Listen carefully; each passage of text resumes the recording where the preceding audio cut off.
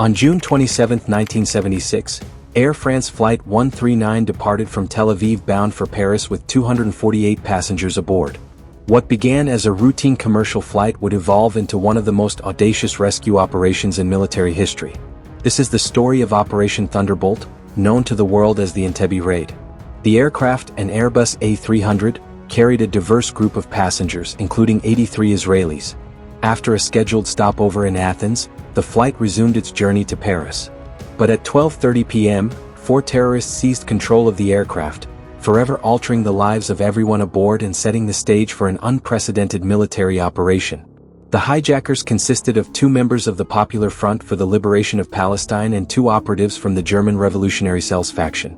Led by Wilfried Bose and Brigitte Coleman, the terrorists diverted the aircraft to Benghazi, Libya, where it was refueled before continuing to its final destination, Entebbe Airport in Uganda. Uganda in 1976 was under the brutal dictatorship of Idi Amin Dada, a man whose regime had already earned international condemnation for its systematic persecution and mass murder of civilians. Amin's Uganda provided the perfect sanctuary for the terrorists, who received full cooperation from Ugandan forces upon their arrival at Entebbe. The old terminal building at Entebbe Airport became a prison for the hostages. Built during British colonial rule, the terminal was strategically significant due to its isolated location and the protection offered by Amin's military forces. The terrorists separated the passengers, releasing non-Israeli hostages while retaining 106 individuals, primarily Israelis and Jews, along with the Air France crew who refused to abandon their passengers. The terrorist demands were clear and calculated. They sought the release of 53 militants imprisoned in various countries, including 40 held in Israel, 13 in other nations, and $5 million in ransom. The deadline was set for July 1, 1976. If their demands were not met, they threatened to execute all remaining hostages. In Tel Aviv, the news struck the Israeli government like a thunderbolt. Prime Minister Yitzhak Rabin convened an emergency session of the cabinet. The situation presented an almost impossible dilemma: negotiate with terrorists and legitimize hijacking as a political tool, or risk the lives of over 100 innocent civilians. Defense Minister Shimon Peres and Chief of Staff Mordecai Ger immediately began exploring military options. The distance presented the first challenge. Entebbe lay 2,500 miles from Israel, far beyond the range of conventional rescue operations. The airport was heavily defended by Ugandan forces, and any military action would constitute an act of war on Ugandan soil. Initially, the Israeli Defense Forces deemed a military rescue impossible. The logistics appeared insurmountable, the intelligence insufficient, and the risks catastrophic. However, Lieutenant Colonel Jonathan Netanyahu, commander of Sayeret Matkal, Israel's elite special forces unit, refused to accept defeat. Netanyahu, brother of future Prime Minister Benjamin Netanyahu, was a decorated officer with extensive experience in counterterrorism operations. His unit, Sayeret Matkal, had earned a reputation as one of the world's most effective special forces units through operations dating back to the 1960s. Working alongside Colonel Dan Shamrin, who would later become Chief of Staff, Netanyahu began developing what seemed like an impossible plan. They studied every available piece of intelligence about Entebbe Airport, interviewing former Israeli construction workers who had helped build parts of the facility during Uganda's independence period. The breakthrough came from an unexpected source. Salal Boneh, an Israeli construction company, had built the original terminal at Entebbe Airport in the 1960s. Former workers provided detailed architectural plans, revealing the terminal's layout, structural weaknesses, and tactical advantages that would prove crucial to the operation's success. The Israeli intelligence community, Mossad, worked around the clock to gather additional information. They identified the terrorists' positions, mapped Ugandan military deployments, and confirmed the hostages' location within the terminal building. Every detail mattered: the thickness of walls, the location of windows, the positioning of guards. By June 30th, the operational plan had crystallized into Operation Thunderbolt. The mission would require 4 Lockheed C-130 Hercules transport aircraft flying in complete radio silence across hostile territory. The lead aircraft would carry the assault team, while subsequent planes transported additional troops, medical personnel, and equipment. The assault team consisted of 29 elite commandos from Sayeret Matkal, supported by additional units from the Golani Brigade and other specialized forces. Their mission was threefold: neutralize the terrorists, secure the hostages, and extract everyone before Ugandan reinforcements could respond. The plan's audacity lay in its deception. The assault team would arrive in a black Mercedes sedan identical to those used by Idi Amin, accompanied by Land Rovers matching Ugandan military vehicles.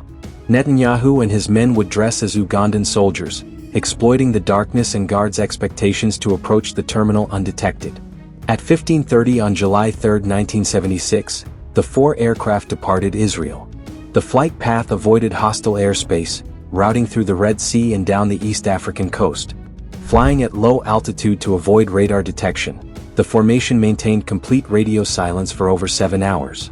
Colonel Shamran commanded the overall operation from the second aircraft, while Netanyahu led the assault team in the first plane. The medical team, led by the renowned trauma surgeon Professor Ephraim Snee, occupied the third aircraft, prepared for mass casualties.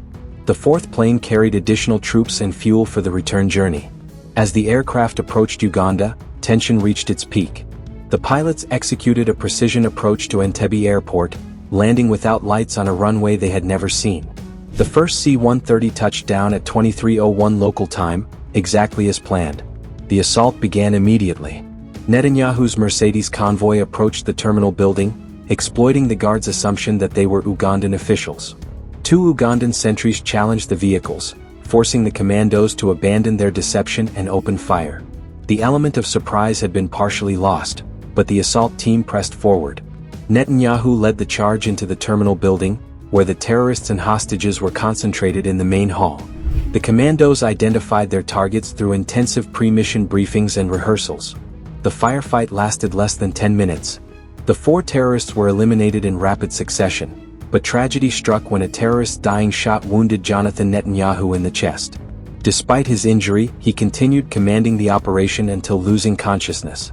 While the assault team secured the hostages, other Israeli forces neutralized the Ugandan military presence. 11 Soviet-supplied MiG-17 and MiG-21 fighter aircraft were destroyed on the ground, eliminating Uganda's ability to pursue the escaping rescue force. The hostages were quickly moved to the waiting C-130 aircraft. Medical personnel treated the wounded, including several hostages injured during the firefight. 75-year-old Dora Bloch, who had been hospitalized in Kampala before the rescue, was not among those saved and was later murdered by Ugandan forces in retaliation. At 23:58, less than 1 hour after landing, the Israeli aircraft departed Entebbe. The operation had achieved its primary objective. 102 hostages were rescued, with only 3 civilian casualties during the assault. However, the loss of Jonathan Netanyahu cast a shadow over the victory. The return flight stopped in Nairobi, Kenya, where Kenyan authorities provided fuel and medical assistance despite considerable political risk. Kenya's cooperation proved crucial, as the aircraft needed refueling to complete the journey to Israel. On July 4, 1976, American Independence Day, the rescue aircraft landed at Ben Gurion Airport to scenes of national celebration. Thousands of Israelis gathered to welcome home the hostages and honor the fallen hero, Jonathan Netanyahu. The international reaction was mixed but largely supportive. Western nations praised Israel's bold action against terrorism, while some criticized the violation of Ugandan sovereignty. The United Nations Security Council initially condemned the raid but later acknowledged the complexity of the situation. Idi Amin's response was swift and brutal. Beyond murdering Dora Bloch, his forces killed hundreds of Kenyan nationals living in Uganda in retaliation for Kenya's assistance to Israel. The international community's condemnation of these atrocities further isolated Amin's regime. The military equipment used in Operation Thunderbolt became legendary. The 4 C-130 Hercules aircraft demonstrated their versatility and reliability in long-range operations.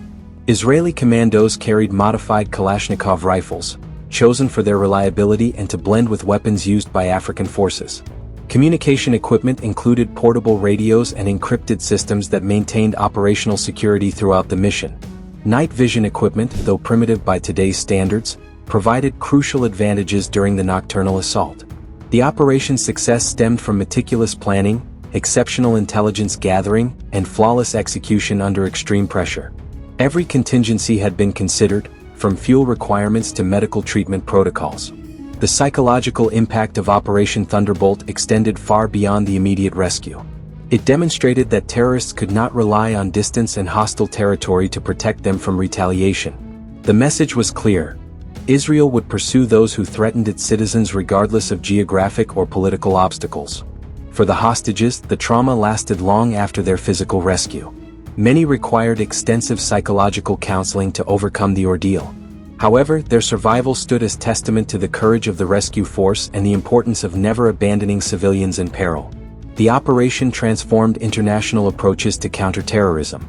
Military forces worldwide studied Israeli tactics, adapting techniques for their own special operations units. The Entebbe model influenced rescue operations for decades to come. Jonathan Netanyahu became a symbol of heroic leadership and sacrifice. His death at age 30 embodied the price of freedom and the cost of protecting innocent lives. The Netanyahu family's loss became a national tragedy, but Jonathan's legacy inspired generations of Israeli soldiers. His younger brother Benjamin, who would later become Israel's longest-serving prime minister, credited Jonathan's sacrifice with shaping his own commitment to national security. The personal became political, the family tragedy a national mission. The broader implications of Operation Thunderbolt reshaped international law regarding hostage situations. The precedent established at Entebbe influenced legal frameworks governing state responses to terrorism and the protection of civilian populations. Aviation security underwent revolutionary changes following the hijacking. Airport screening procedures were enhanced globally, while international cooperation on counterterrorism intelligence expanded significantly. The age of casual air travel security had ended forever. For Uganda, the operation accelerated Idi Amin's international isolation. His collaboration with terrorists and subsequent retaliatory murders strengthened international resolve to remove him from power. Within 3 years, Amin's regime had collapsed. The technical aspects of the operation revealed Israeli military capabilities that surprised even close allies. The precision navigation over 2,500 miles of unfamiliar territory, the coordination of multiple aircraft in hostile airspace, and the flawless timing of the assault demonstrated exceptional military professionalism. Intelligence gathering proved as crucial as military execution. The operation succeeded because planners knew exactly where to find the hostages, how to identify the terrorists, and when to strike for maximum effectiveness. Information warfare had proved as important as conventional firepower. The medical component of Operation Thunderbolt established new standards for combat medicine. Professor Snay and his team prepared for mass casualties while maintaining the mobility necessary for rapid evacuation. Their work saved lives both during and after the rescue. 48 years after Operation Thunderbolt, its legacy endures in military academies, intelligence agencies, and counterterrorism units worldwide. The operation demonstrated that seemingly impossible missions could succeed through courage, planning, and unwavering commitment to protecting innocent lives. The families of the rescued hostages carried forward the memory of their salvation. Children born after 1976 grew up knowing that strangers had risked everything to bring their parents home. The debt could never be repaid, but it would never be forgotten. For Israel, Operation Thunderbolt reinforced the national ethos that no citizen would be abandoned, regardless of the cost or complexity of rescue. This principle, born from the ashes of the Holocaust, found its ultimate expression in the skies over Entebbe. The terrorists who planned to break Israel's spirit through intimidation achieved the opposite result. They demonstrated Israeli resolve, capability, and dedication to protecting life. Their failure became a triumph of human dignity over calculated brutality. Today, as new threats emerge and terrorism evolves, the lessons of Entebbe remain relevant.